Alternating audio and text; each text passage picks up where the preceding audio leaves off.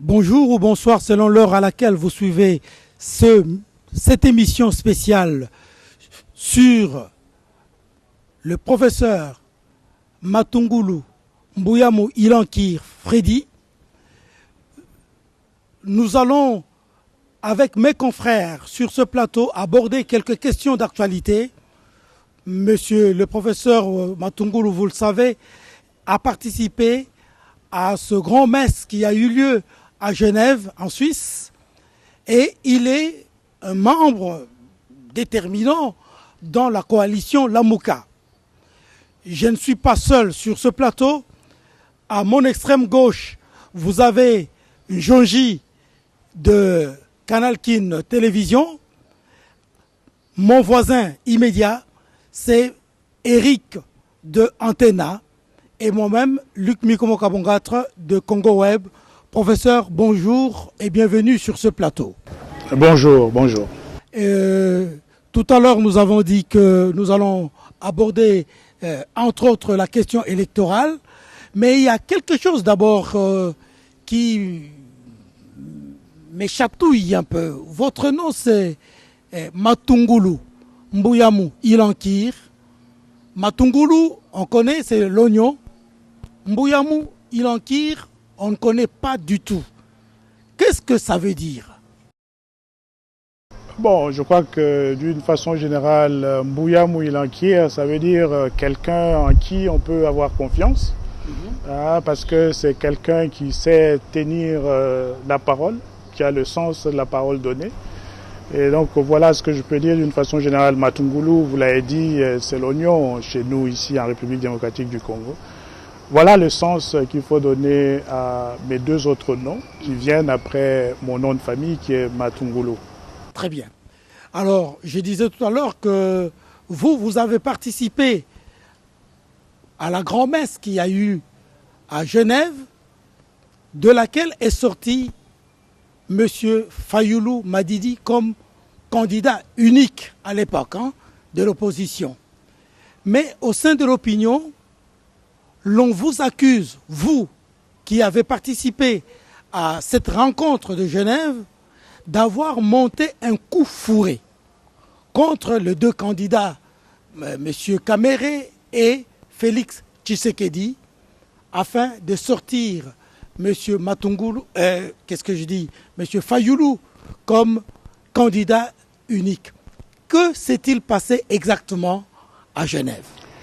Oui, d'abord, je crois que c'est important de dire que nous n'avons qu'un seul candidat commun, authentique, l'opposition, et c'est M. Martin Fayulu, parce que son acte de désignation, vous ne l'avez pas oublié, a été signé par les 7 leaders, alors que l'autre candidat, dit commun, l'opposition, n'a été finalement choisi que par 2 des 7.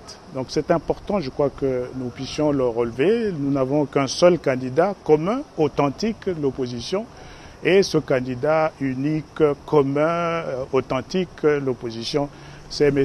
Martin Fayulu. Maintenant, évidemment, j'ai entendu beaucoup de choses au sujet de ce qui se serait passé à Genève. Je crois que plusieurs de nos amis ont expliqué déjà ce que nous avions fait à Genève. Moi, je n'irai pas jusqu'à insulter des politiques du rang de Vital Kamere et de Félix Tshisekedi en disant qu'on aurait monté un complot contre eux, qui n'aurait pas été à mesure de maîtriser. Ça, ce serait quand même une injure, parce que M. Kamere est sur la scène politique ici depuis très très longtemps. Et il en est de même en ce qui concerne Félix Tshisekedi. La notion même, penser qu'il y a un coup monté que nous aurions géré pour les mettre là où ils sont aujourd'hui, ne fait pas beaucoup de sens. En fait, ça fait rire. Et je crois que c'est comme ça qu'il faut prendre cette affaire. Nous sommes allés à Genève avec la mission de la population congolaise de sortir un candidat commun de l'opposition. Et nous étions à 4 de ce groupe de 7 qui étions encore en lice en ce moment-là, comme candidat au niveau de la CEDI. Donc le candidat commun de l'opposition devait sortir de ce groupe de 4. Et la mission de sortir ce candidat commun revenait au groupe des 7 que nous étions. Alors, on a dit, et je crois que là, je ne fais que confirmer ce que vous avez déjà entendu, que nous avons procédé par vote à 2 niveaux. Au premier niveau, seuls les 4 candidats encore en lice avaient le pouvoir de désigner ce candidat par vote, et nous avions l'option de présenter 2 noms par candidat de 4 que nous étions. Et évidemment, on ne pouvait présenter son propre nom qu'une seule fois. Le deuxième, au niveau du deuxième nom, il fallait désigner l'un des autres 3 candidats qui étions tous dans cette salle. Et comme vous le savez, quand vous avez 4 candidats, avec la possibilité de désigner 2 noms, vous vous retrouvez en fait avec 8 voix. Donc chacun d'entre nous a voté en toute indépendance et c'était un vote secret. Et les résultats, quand on a fait le dépouillement, étaient là. Monsieur Martin Fayulu s'en est sorti avec 3 de 8 voix exprimées. Monsieur Freddy Matungulu a également pu obtenir 3 de 8 voix exprimées et Félix et Vital Kamere s'en sont sortis avec une voix à chacun. Alors on nous dit aujourd'hui qu'il y avait eu un coup monté à ce niveau. Moi je n'arrive pas à voir exactement à quel niveau éventuellement ce coup monté pouvait se jouer. Parce que concrètement, si nous avons eu ce résultat, 3 voix pour Martin Fayulu et 3 pour Freddy Matungulu, c'est tout simplement parce que au niveau de Kamere et de Vital Kamere et de Félix Tshisekedi, ils ont pris soin de ne pas voter l'un pour l'autre, très clairement. Parce que imaginez un peu si Vital Kamere avait donné sa deuxième voix à Félix Tshisekedi, bon, du coup, Félix se serait retrouvé avec 2 voix. Et l'inverse, évidemment, aurait également été vrai. Si Félix avait donné sa voix à Vital Kamere, la deuxième voix, Vital Kamere se serait retrouvé avec 2 voix. À partir de ce moment-là, évidemment, on aurait eu une situation complètement différente du résultat auquel nous étions parvenus. Et peut-être que Martin Fayulu n'allait pas finalement s'en sortir comme candidat commun de l'opposition. Donc voilà un peu ce qui a été fait. Chacun de nous 4 qui étions encore en lice, avait la possibilité d'exprimer 2 voix, dont l'une éventuellement lui revenant. Et quand le dépouillement a été fait, comme je l'indiquais tout à l'heure, de ces 8 voix, Martin Fayulu en a pris 3. Moi, j'ai également obtenu 3 voix. Et il ne restait plus que ces 2 autres voix pour pour Vital Kamere et Félix Tshisekedi. À partir de ce moment-là, évidemment, les 2 étaient éliminés. Et donc, on est passé au 2e tour de cette élection. À ce niveau-là, il ne restait plus que Freddy Matungulu et Martin Fayulu, avec cette fois-ci la participation des 7 que nous étions. Et chacun de nous devait jeter son dévolu sur l'un ou l'autre. Et le résultat de cet exercice, vous le connaissez. Martin Fayulu a eu 4 de 7 voix exprimées. Freddy Matungulu en a eu 3 seulement. Voilà comment M. Martin Fayulu a été désigné, il faut le dire, élu candidat commun de l'opposition en toute transparence, parce que toutes ces règles de ces jeux avaient été définies clairement avant que nous ne passions évidemment à l'étape de l'exécution. Voilà ce que moi je peux dire. D'après les informations à notre possession, il y aurait eu passation d'une certaine manière des billets glissants et trébuchants venant d'un homme politique de grande renommée que je ne vais pas citer ici. Là-dessus, mon confrère Njonji a un peu plus de précision. Il va vous poser une question. Merci professeur. Avant la question relative aux espèces sonnantes, comme l'a dit Luc Mikomo, au lendemain du retrait de sa signature sur TV5 Monde, Félix Tshisekedi a affirmé des choses très claires en disant que s'il n'a pas été élu candidat commun de l'opposition, c'est à cause de M. Matungulu qui l'aurait bloqué. Il vous a cité nommément. Qu'en est-il exactement? Première question. Deuxième, des sources concordantes, Félix aurait avancé que ce qui a été fait à Genève était contraire à ce qui était décidé à Pretoria, avant que vous n'alliez à Genève. À quel niveau ça a bloqué pour que les conclusions de Pretoria ne passent pas, pour vous privilégier un autre modus operandi? Ce qui les a gênés les deux, parce qu'à Pretoria, il a été convenu que ce serait lui qui vous allez désigner candidat, et à Genève, vous n'allez qu'entériner. Mais vous avez pratiquement charcuté les accords de Pretoria pour privilégier les modus operandi arrêtés à Genève. Et on dit qu'Alain Dos, de par sa fondation, aurait déboursé pour vous leaders de l'opposition, $1 million à chacun pour que Fayoulou sorte et pas Félix. Qu'en est-il exactement? À chacun d'entre nous. Mais ça, moi, je peux vous dire, c'est absolument du n'importe quoi. Je n'ai pas, évidemment, malheureusement, suivi la déclaration de Félix Tshisekedi sur TV5 Monde. Je me pose la question de savoir comment j'aurais pu le bloquer, parce que nous étions, comme je l'ai dit, nous étions dans cette salle, les règles ont été exprimées, nous avons voté, chacun suivant la procédure qui avait été arrêtée. Je ne vois vraiment pas à quel niveau j'aurais pu bloquer Félix Tshisekedi, qui n'est pas un enfant. Je ne dirais pas que même c'est un enfant de cœur, non, absolument pas. Donc je ne sais pas très exactement ce que ça signifie. La vérité est que nous avons commencé ces travaux de recherche d'un candidat commun de l'opposition depuis plusieurs mois maintenant, tout le monde le savait. Et chaque fois qu'on évoluait dans les discussions que nous avions, il y avait, disons, une sorte de base qui était en train de se former. Mais il n'y avait pas de conclusion définitive à quelque étape que ce soit de ce processus. Sinon, bon, mais alors, si tout avait été réglé à Pretoria, pourquoi étions-nous allés à Genève? On était dans des discussions avec des ajustements qui se faisaient au fur et à mesure de l'évolution du dossier et des non-discussions. Et de façon ultime, nous avons abouti à ce procédé, le vote à 2 niveaux, comme je l'ai expliqué tout à l'heure. C'est tout ce que moi je sais concrètement de ce qui s'est passé. Et quand on me parle d'$1 million qui aurait été payé, que la fondation... D'abord, il n'y a pas de fondation à Landos. Il faut dire que c'est la fondation Kofi Annan qui est dirigée par M. Alain Dos. Et ça me fait rire aussi. Pourquoi? Parce que je sais que chez nous, tout le monde ici est habitué à ne vivre au niveau du pouvoir que de la corruption. On n'avance jamais dans un dossier sans corrompre quelqu'un.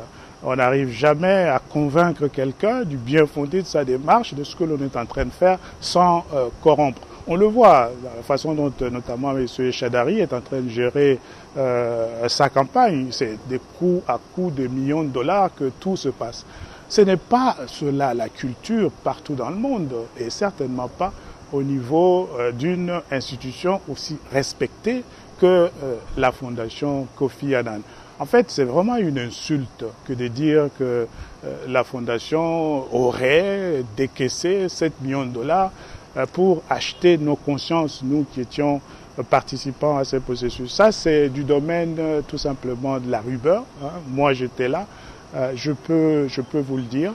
Donc voilà, j'espère qu'avec ça, j'arrive au moins à couvrir certaines des préoccupations que vous avez exprimées. Je n'ai pas suivi l'intervention de Félix sur les antennes de TV5 Monde. Bon, mais je ne sais pas très exactement ce que ça signifie que pour le professeur Matungulu de bloquer Félix pendant ces travaux. C'est un concept que je ne comprends pas. Peut-être qu'un jour, il pourra à vous-même expliquer exactement ce qu'il entendait par là. Alors, professeur, moi je voudrais quand même revenir sur la question posée par mes 2 prédécesseurs. Vous dites que votre nom signifie Matungulu, on connaît l'oignon, et Mbouya-Mbouilankir, quelqu'un en qui on peut faire confiance. Alors, nous allons vous faire aussi confiance au cas où vous allez nous donner des réponses. Nous voulons savoir un détail. Quand vous étiez en Afrique du Sud, est-ce que vous connaissiez la procédure qu'il y aurait un vote in fine pour désigner celui qui devrait vous représenter? Bon, qu'à cela ne tienne, vous êtes déjà au niveau où vous avez désigné Martin Fayoulou comme votre champion.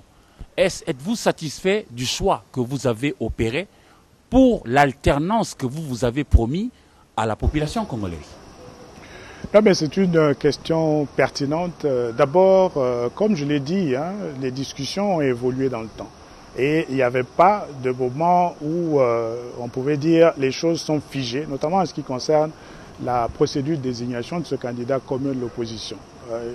Tel n'était pas le cas en Afrique du Sud. Nous avions, et on était en train de discuter des critères, comment éventuellement nous allions procéder en termes de critères pour pouvoir désigner ce candidat commun. Et je sais qu'en Afrique du Sud, on a commencé une discussion qui n'était pas terminée. Et bon, les éléments, comme on le sait, quand on cherche le candidat à ce niveau-là, ça a un lien plutôt, c'est lié à l'importance politique des équipes, c'est lié à l'expertise, à la capacité des individus à pouvoir être en mesure de faire face aux difficultés que connaît le pays dans la recherche des solutions. C'est des questions tout à fait normales de cet ordre qui étaient discutées. Mais on n'était pas parvenu en Afrique du Sud à arrêter le procédé qu'on allait utiliser pour pouvoir désigner le candidat commun. Maintenant, après les faits, mes amis Félix Tshisekedi et Vital Kamerhe évoquent énormément de choses. Dans certains cas d'ailleurs, ce n'est pas eux-mêmes qui parlent, il y a tout ce monde autour d'eux qui est en train de raconter énormément de choses. La vérité est que c'était des discussions en évolution et dont l'aboutissement a été réalisé à Genève. Voilà ce que moi je peux vous dire. Maintenant, en ce qui concerne le choix de Martin Fayulu, vous savez que nous autres, en tant que coalition Lamuka, en tant que groupe de 7, nous tenons beaucoup à ce que l'élection que nous allons avoir dans notre pays, compte tenu des enjeux, puisse être une bonne élection.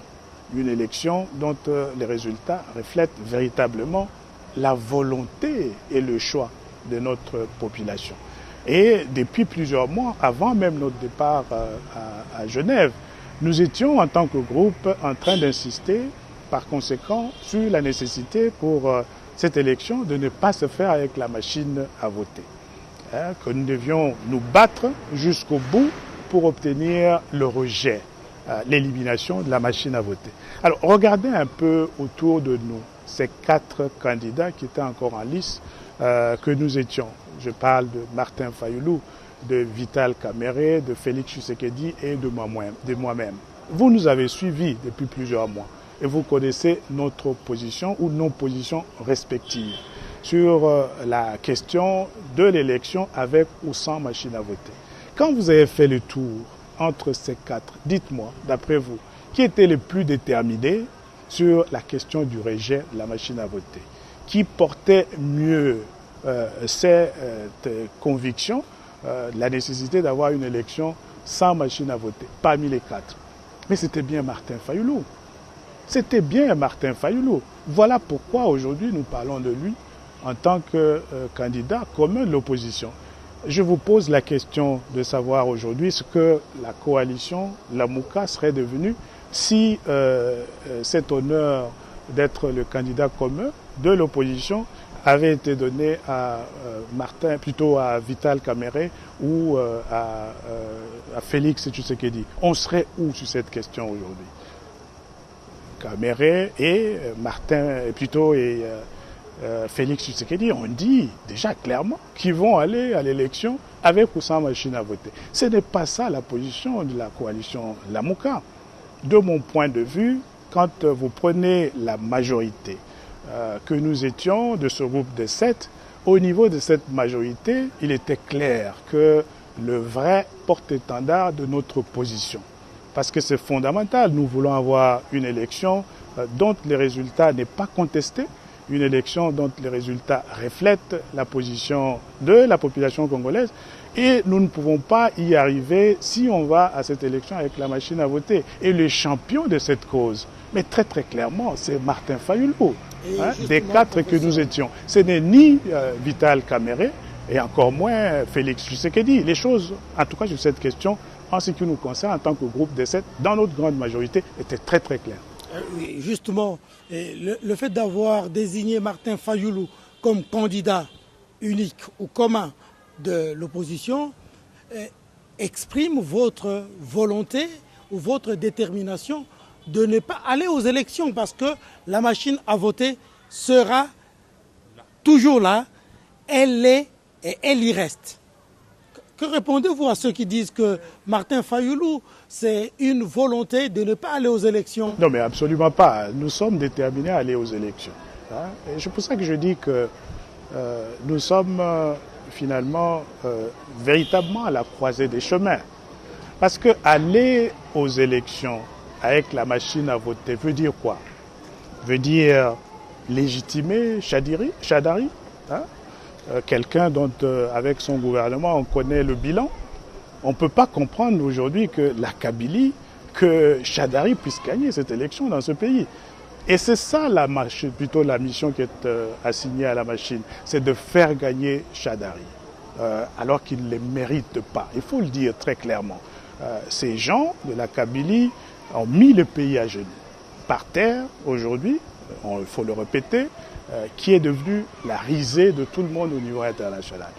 Et ils ne vont pas nous imposer le retour de la Kabylie et de Chadari en utilisant cette machine à voter. C'est pour ça que nous disons non à la machine à voter. Mais en même temps, nous savons que c'est très très important que nous puissions avoir cette élection, une bonne élection, pour que notre population puisse être à mesure de châtier. En ce qui me concerne, il ne s'agit pas simplement de sanctionner, mais aussi de châtier ceux qui ont si mal travaillé au point de mettre notre pays dans la situation finalement totalement inexplicable dans laquelle elle se trouve aujourd'hui. Et le plus difficile, c'est quoi? Si M. Chadari gagne l'élection, nous le savons, ce sera pour que finalement la Constitution puisse être totalement changée. Et en ce qui le concerne, le changement de la Constitution impliquera notamment la mise à l'écart de la population congolaise au niveau de la désignation du chef de l'État. Parce que pour eux, il s'agit de faire désigner le chef de l'État par le parti qui aurait la majorité au Parlement. Et donc, on mettrait hors jeu, quand il s'agit de choisir le chef de l'État, les souverains primaires. Pour un pays aussi important, nous ne pouvons pas accepter ça. Donc voilà un peu le danger. D'abord, on veut faire passer quelqu'un au bilan catastrophique avec son régime. Et puis des deux, une fois qu'ils seront de l'autre côté, ils entendent absolument tout changer de notre système politique pour que le chef de l'État puisse être désigné par un groupe de gens mafieux, facilement corruptibles, mettant ainsi hors jeu notre population. Il faut que la population congolaise reste le souverain primaire qui décide de qui va gérer ce pays au plus haut niveau, au sommet de l'État. Et ça, c'est très très important. Voilà l'essence de notre combat contre cette machine à voter. Alors, au-delà de la machine à voter, vous refusez également le fichier électoral. Et vous dites qu'il y a des électeurs sans empreinte digitale. Est-ce que par hasard vous êtes venu avec votre carte d'électeur sur ce plateau, professeur? Non, malheureusement, je ne l'ai pas avec moi. Oui, parce que moi j'ai amené ma carte d'électeur et effectivement, il n'y a pas d'empreinte digitale sur cette carte d'électeur. J'ai demandé à Eric dit que chez lui non plus, il n'y a pas d'empreinte digitale. Mais si ce que vous recusez n'est pas corrigé avant la date, il nous reste à peine une dizaine de jours. Que va-t-on faire, professeur? Ce que nous sommes en train de dire est très très simple. C'est depuis plusieurs mois que nous sommes dans cette bataille pour qu'on trouve des solutions à ce problème. Un problème qui a été créé par une commission électorale nationale indépendante qui ne l'est que de nom et qui est en train de fouler aux pieds, on le sait, la loi même qui régit le processus électoral actuel. Notre ambition, c'est de mettre demain la République démocratique du Congo sur la voie d'une nouvelle gouvernance, respectueuse de l'état des droits, de nos lois et règlements. Et comment voulez-vous faire ce pas si déjà dès le départ, vous travaillez dans l'illégalité complète? On sait que la machine à voter est très très clairement rejetée par la loi qui régit le processus électoral actuel. Donc, on ne peut pas poser la question à nous qui voulons que la loi puisse être respectée, de savoir ce qui se passerait si, le moment venu, ceux qui sont dans l'illégalité devaient avoir la haute main là-dessus sur nous. Ce sont ces gens-là qui sont responsables du désordre et même peut-être éventuellement du chaos que ce pays va connaître si nous devons aller jusqu'au bout de leur logique. Et je crois que c'est important qu'on puisse le dire de façon très très claire et nette. Merci professeur. Ok, je reviens à la question fondamentale au niveau de la coalition.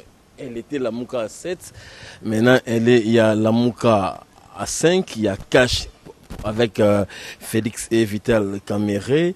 Professeur, il y a toujours un bémol. Aujourd'hui, vous êtes en train de dresser le lit du FCC sans vous en rendre compte. L'opinion le dit clairement. Un royaume divisé est appelé à disparaître. Vous étiez à 7, maintenant il y a 5 d'un côté, 2 de l'autre.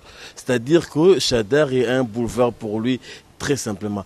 Est-ce qu'il peut y avoir rapprochement entre le groupe des 5 de Genève et les 2, c'est-à-dire Vital et Félix? Il y a cette éventualité-là.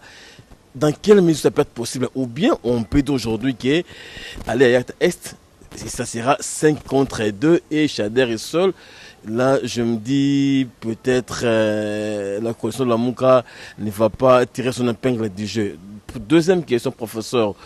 À quel niveau exactement pensez-vous que l'élection du 23 décembre peut porter Fayulu à la tête du pays? Il y a beaucoup de questionnements. Le clivage, il est déjà dressé devant, vous le savez. On dit Félix aura le centre avec tous les 3 Kasaï, Kamere aura son sud Kivu natal, et vous peut-être l'Équateur avec Bemba, Mouzitou, Fayulu, le Bas-Congo et le Bandundu dans son ensemble. Est-ce que ce clivage-là profite à la coalition de la Mouka? Non, mais écoutez, d'abord, je crois que ce qui est clair, c'est que ce qui est arrivé le 12 novembre, est quelque chose d'absolument regrettable. C'est même plus que ça. C'est très dommageable pour nous en tant que peuple congolais. Nous sommes allés à Genève avec la mission nous confier par la population congolaise de revenir avec un candidat commun. Et cela parce que nous savons très très bien que quand on y va en ordre dispersé, on a un peu le sort que on s'impose à soi-même. Et donc, c'est absolument regrettable, il n'y a pas de doute là-dessus. Et en ce qui me concerne, jusqu'au tout dernier moment, si cette grave faute peut être réparée, il n'y a que nous, en tant que peuple congolais, qui en serions les bénéficiaires.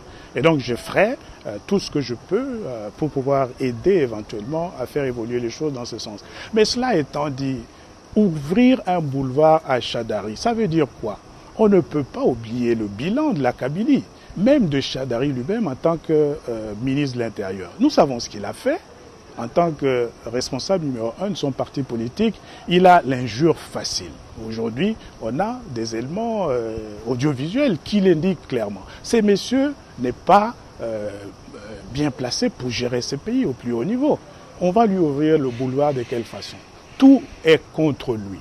D'abord, non, c'est trop tard. Hein? Le bilan, son bilan est catastrophique. Le bilan du régime dont il est membre est catastrophique. Moi, je ne vois pas vraiment de quelle façon, même si nous avons une division au niveau de l'opposition, ceci aiderait la cause de Chadari. Si j'étais Chadari, et ça je lui donne le conseil, ce qu'il devrait faire, c'est de faire son mea culpa avec son régime, reconnaître qu'ils ont détruit ce pays, demander pardon et voter pour Martin Fayulu. Ça, c'est ce que je dis. Ça, c'est de un. Maintenant, deux, en ce qui concerne un peu ces divisions dont vous avez parlé, avec Martin Fayulu d'un côté, Félix Tshisekedi de l'autre et Chadari Ramazani de l'autre. En ce qui nous concerne aujourd'hui, je crois que si vous suivez un peu ce qui se passe à travers le territoire national, même en ces endroits, à l'est de la République notamment, que vous semblez donner sans analyse à Vital Kamere, aujourd'hui le champion au niveau de l'Est de la République démocratique du Congo, c'est Martin Fayulu. Nous sommes tous là, on voit les images et nous avons évidemment une présence en ces différents endroits qui nous indique clairement que le peuple congolais a compris.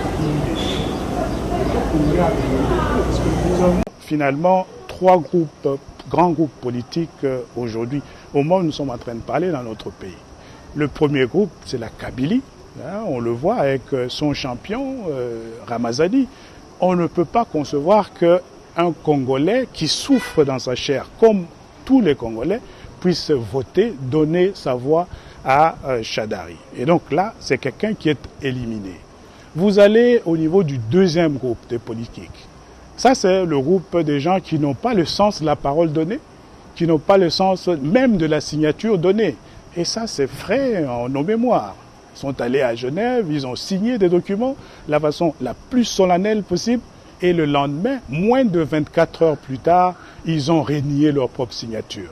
Et aujourd'hui, ils circulent sur l'ensemble du territoire national en train de faire des promesses. Est-ce que notre population est bête pour ne pas comprendre qu'on ne peut pas faire confiance à des messieurs qui ont plusieurs paroles à la fois en fonction des circonstances? Donc voilà ce que moi je dis. Mais non, ça c'est une histoire. Vous reviendrez sur la question. Donc voilà ce que moi je dis. Et en plus, ce groupe-là, aujourd'hui, ils ont aussi plusieurs identités.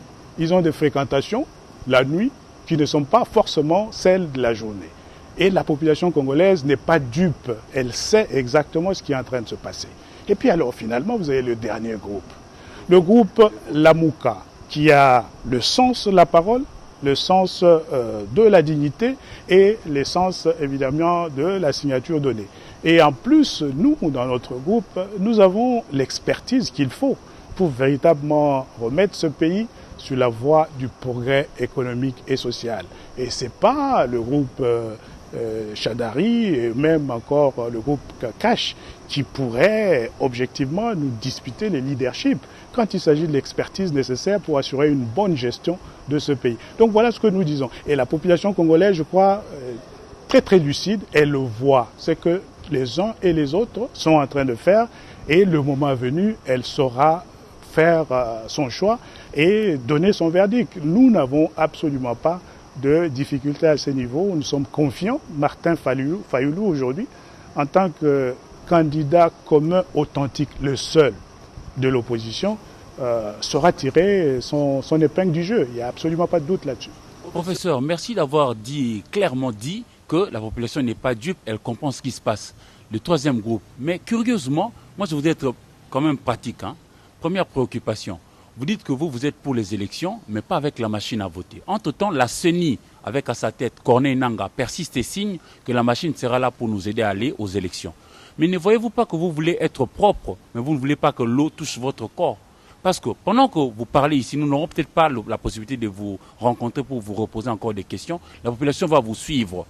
Cette population-là qui est déjà alerte se voit empêchée par vous-même qui déclarez avoir pignon sur rue, de ne pas aller aux urnes parce qu'elle se dira nos champions ne veulent pas de la machine. On ira faire quoi là-bas parce qu'il n'y a que la machine là-bas. Vous les découragez.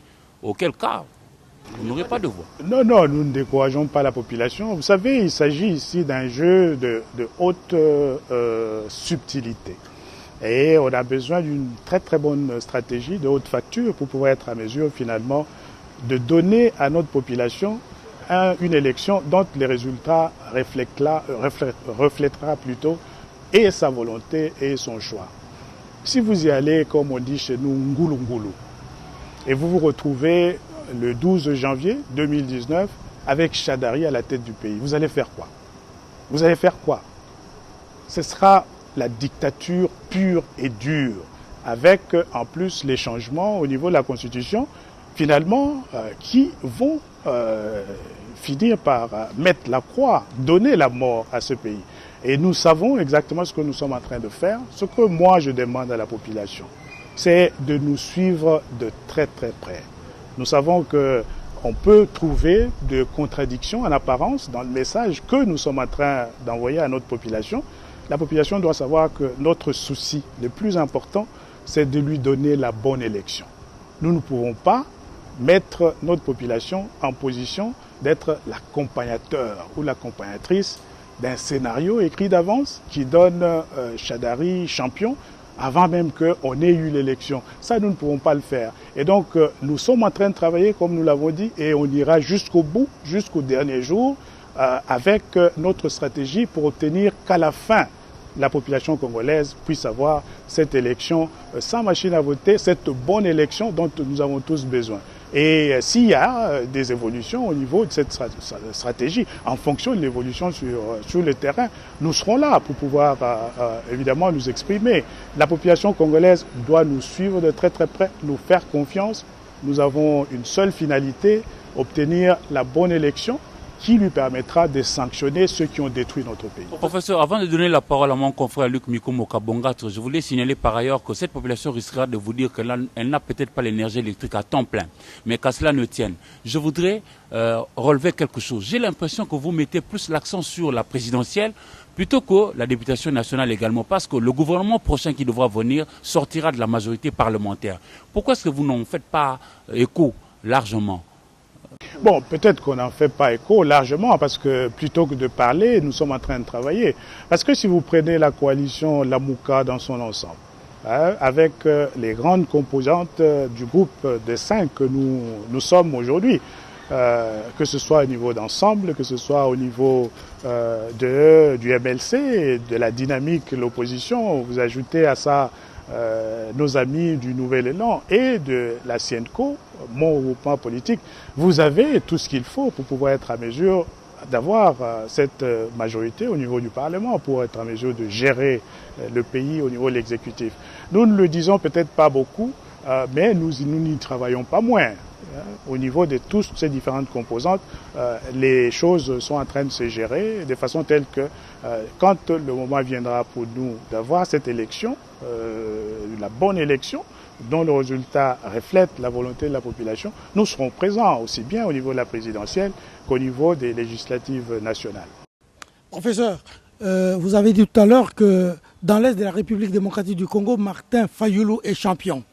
Mais nous avons vu Félix Tshisekedi est parti dans l'Est, Fayulu est parti aussi dans la partie Est de la République démocratique du Congo.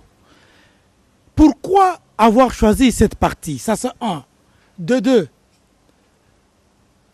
lorsque vous présentiez votre projet de société, vous avez été, j'allais dire, le moins-disant, 74 milliards de dollars. Mais maintenant, votre coalition est à 120 milliards. Comment vous mettez en relation les 74 que vous avez proposés? On vous connaît comme économiste, ancien ministre, quelqu'un qui connaît le secret de la marmite de la République, avec ce que présente votre candidat. Est-ce que vous allez effectivement mobiliser les 120 milliards de dollars?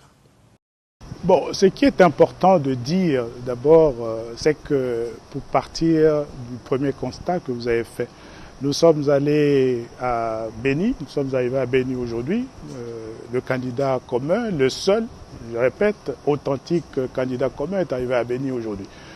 L'Est de la République est une partie du territoire national qui nous tient tous véritablement à cœur parce que nous n'avons que des compatriotes martyrisés là-bas. On connaît les souffrances que nos populations de l'Est sont en train d'endurer et nous savons que s'il y a balkanisation du pays, probablement ou vraisemblablement, c'est de là qu'elle viendra. Alors que nous, on est convaincus que nous avons l'obligation de défendre notre territoire dans les limites de ces frontières de l'indépendance de 1960.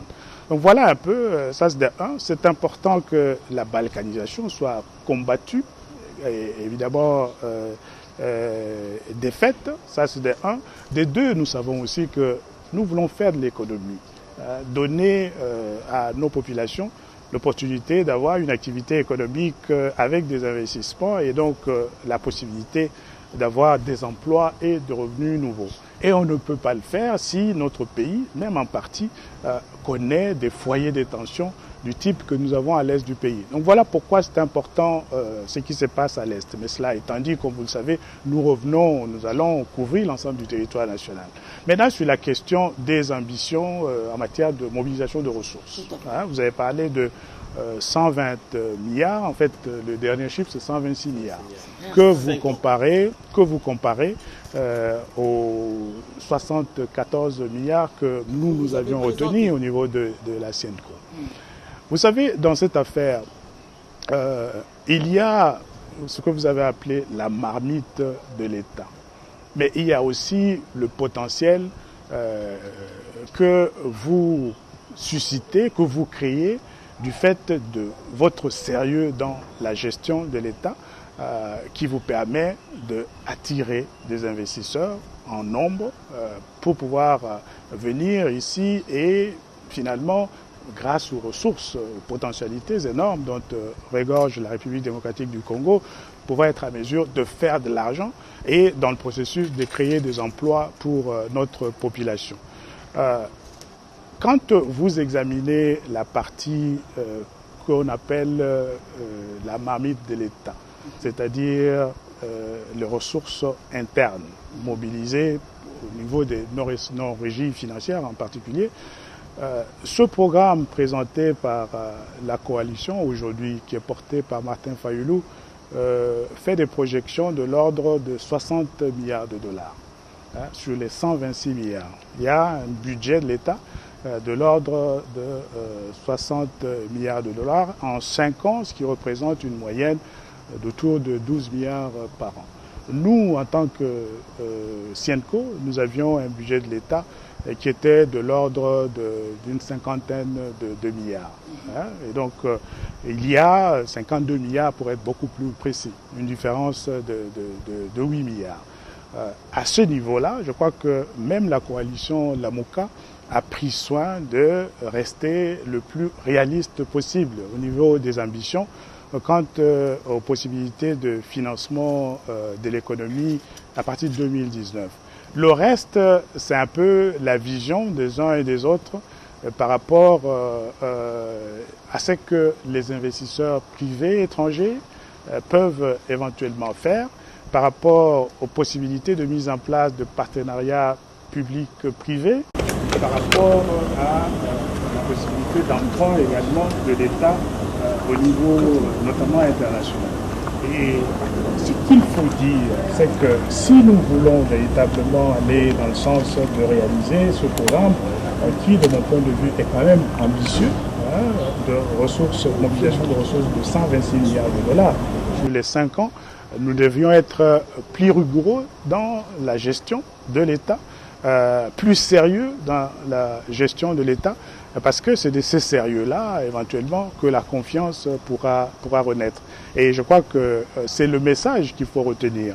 Plus, je dirais, ambitieux vous êtes au niveau de la fixation de vos attentes en matière de mobilisation de ressources, vous devez savoir que plus rigoureux, vous deviez également être au niveau de la gestion de l'État, au niveau de la, finalement, de la maîtrise des finances de l'État, tous ces développements qui sont à mesure de pouvoir finalement, au niveau des investisseurs potentiels, faire de vous une destination des choix pour les investissements étrangers, directs, même en partenariat avec l'État. Voilà ce que moi je dis. Merci, professeur. Peut-être c'est ma dernière prise de parole. On me dit qu'il reste très peu de temps. Professeur, vous me semblez un homme très bien informé. Tantôt, vous avez parlé des fréquentations de jours et de nuits qui ne sont pas les mêmes. Professeur, il y a une opinion très acerbe et même critique qui estime que Félix et Vital Kamerhe feraient le jeu du pouvoir. De votre point de vue personnel, pensez-vous qu'il y aurait un deal entre la coalition cash de Vital et de Félix et le FCC? Moi, ce que je dois dire, c'est que j'ai été en contact avec Félix et Vital depuis plusieurs mois. On a travaillé ensemble dans la recherche de la solution à la question de la désignation du candidat commun de l'opposition. Depuis plusieurs mois, nous avons travaillé sur ce dossier et vous savez que le 11 novembre, il y a quelques jours, nous sommes arrivés à mettre en place, à tomber d'accord sur cette candidature commune de l'opposition qui avait mis en avant, je le répète, M. Martin Fayulu. Et je sais que nous étions en salle quand nous avons signé tous les différents documents qui reconnaissaient ces choix que nous avions faits. Et j'étais choqué, je dois vous le dire, que moins de 24 heures plus tard, que les amis aient décidé de renier leur propre signature. Et ça m'amène à me poser des questions. Et Félix et Vital étaient très très au courant des enjeux, de ce à quoi nous faisons face. Et nous avons tous, à plusieurs reprises, entre quatre murs, rappelé les enjeux. Rappelé finalement le danger qui guette la nation. Et je ne peux pas comprendre que de façon aussi légère, on prenne la décision de renier cette signature, sans même prendre la précaution de revenir à nous, en nous disant, nous avons rencontré des écueils au niveau de nos organisations politiques respectives qui nous décident aujourd'hui de reconsidérer la position que nous avions prise. Il faut bien qu'il y ait une explication. Et je me pose la question de savoir ce que peut être cette explication dans un contexte comme celui de la République démocratique du Congo où l'argent sale appartenant à l'État circule à tous les étages de la vie, de la société. Je me pose la question. Et je crois qu'il leur appartient à eux, au-delà de la petite explication qui a été donnée de la base, de nous dire exactement pourquoi ils ont renié leur signature posée au bas d'un document aussi important pour l'avenir et le devenir de cette nation. Et je crois qu'ils vont avoir à répondre à l'histoire, devant l'histoire, à la nation, de ce qu'ils ont posé comme acte aujourd'hui qui remet quand même dans une certaine mesure en cause notre souhait d'avoir en 2019 à la tête du pays quelqu'un qui a le souci de cette nation et qui voudrait la sortir de la situation absolument inexplicable dans laquelle elle se trouve aujourd'hui. Cette question, elle est fondamentale, elle reste posée et il faudrait que Félix Tshisekedi et Vital Kamerhe, il faudrait qu'ils puissent nous donner des vraies réponses à cette question. Professeur, vous ne parlez pas suffisamment du numéro de votre champion qui est Martin Fayulu, parce que vous êtes profondément contre que Ramazani Shadari puisse être victorieux au 23 décembre. Et les Congolais vont vous suivre. Qu'est-ce que vous auriez voulu qu'ils retiennent de votre propos d'aujourd'hui? Mais les choses, je crois, sont très très simples. D'abord, c'est important que la population congolaise puisse véritablement savoir que nous sommes en train de jouer l'avenir de ce pays, ce mois de décembre ou pendant les prochaines semaines. Des deux choses l'une, ou bien on se fait mettre la corde au cou par la Kabylie avec une victoire de Shadari qui amènera le durcissement de la dictature dans ce pays et donc l'impossibilité pour nous de nous remettre sur la voie du travail.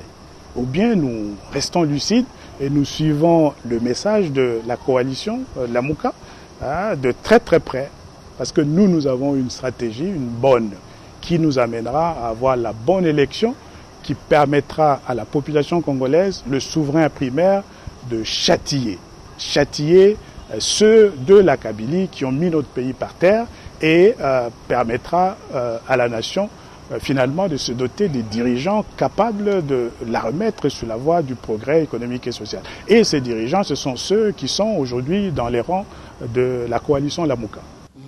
Professeur, nous vous remercions de tout cœur parce qu'on est arrivé à la fin de cette émission. En fait, on vous accorde une ultime chance parce que dans les décors derrière vous, c'est CNB Congo Nabiso, Congo Wetu, Congo Nabeto, et vous affichez comme ça emploi et pouvoir d'achat.